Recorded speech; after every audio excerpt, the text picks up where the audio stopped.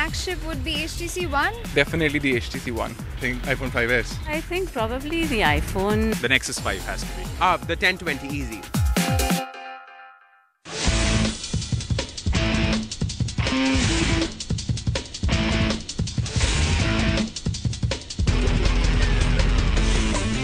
Welcome. This is show 2, the last phone standing 2013. You saw what happened last week.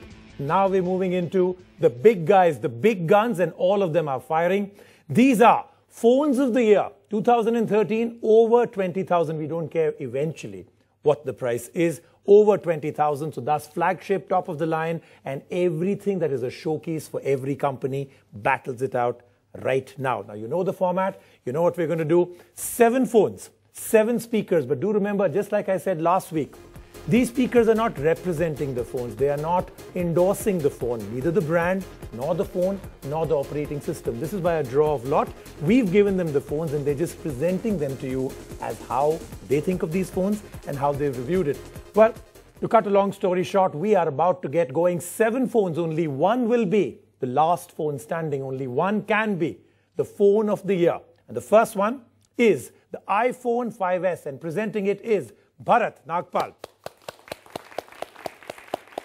Okay, so the iPhone 5S is, again, a new iPhone this year. They come out with a new phone every year, and the iPhone sells more phones than any other phone every year, almost year after year. So the new iPhone 5S is almost the same as the iPhone 5 in terms of build quality, but they've changed some of the materials they've used. It also has a Touch ID sensor, which lets you securely log in to your phone or unlock your phone if you so need to do that. The camera is improved. You also have iOS 7, which is fantastic.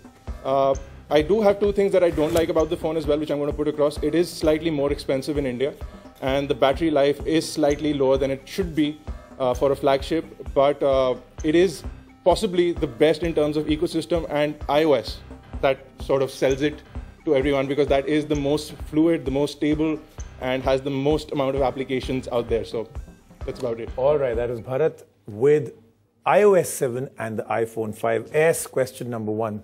Okay, Weber. So just as the Touch ID sensor was announced, there were a lot of memes on the internet. Tim Cook shaking hands with the NSA. Thank you for all the fingerprints in the world. So is there a bit of a security issue and how our identities are being compromised, or there is room for that paranoia?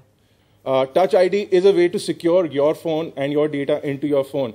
Does it take away your fingerprint? It does not. It uses a completely different algorithm to open the phone. So there is no real fingerprint that's being taken by the phone. So no real ID access data from your biometrics is going into the phone or being stored. So essentially, it's not a threat. Anybody from the audience? Question. I have a question. Considering that the iPhone 5S is so pricey, we have other phones from Android like HTC One, which give a very high quality screen, and boom sound is really amazing on the HTC. When compared to the 5S, the sound is on the lower side, and compared to the Adreno graphics on the HTC One and the games, how do you compare iPhone 5S graphics with the top level Android phones? If you talk about graphics and gaming, I don't think anything beats the iPhone 5. The way the apps have been designed to work on iOS, the way they work on these devices, I don't think anyone comes even close to the way games work on this, the graphics work on this. As far as the sound is concerned, the 5S has a dramatically improved speaker versus the 5. So not as good as boom sound because they have a lot more space. They have a bigger phone there as well. It is heavier. But again, you're comparing 2 different ecosystems, Android versus iOS. Okay, all of that put together. Okay, Bharat, thank you so much. Thanks a lot. That was the iPhone 5S, Bharat Nagpal.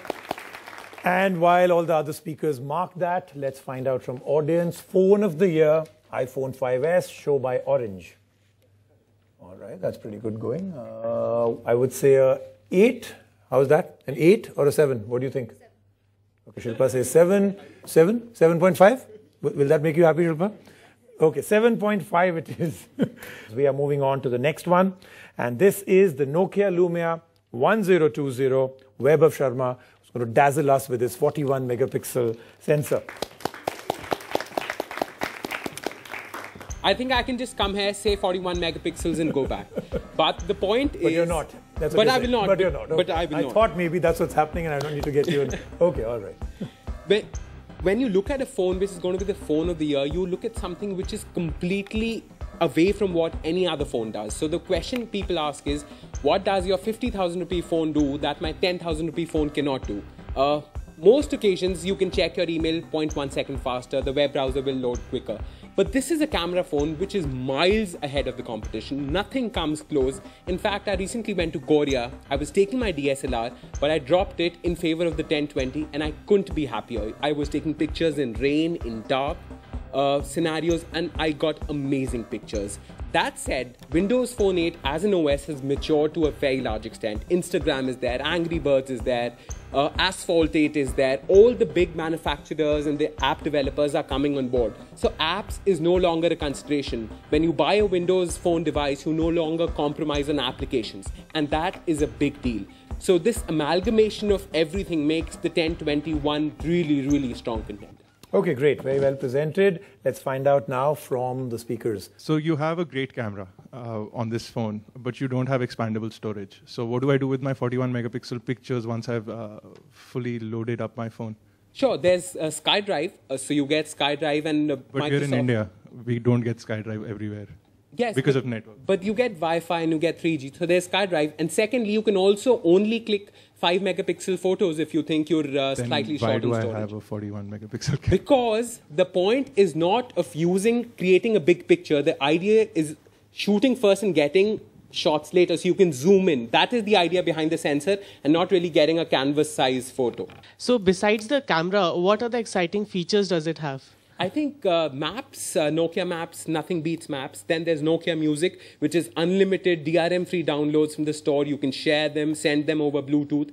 So those are two core Nokia services which are excellent, Maps and Music.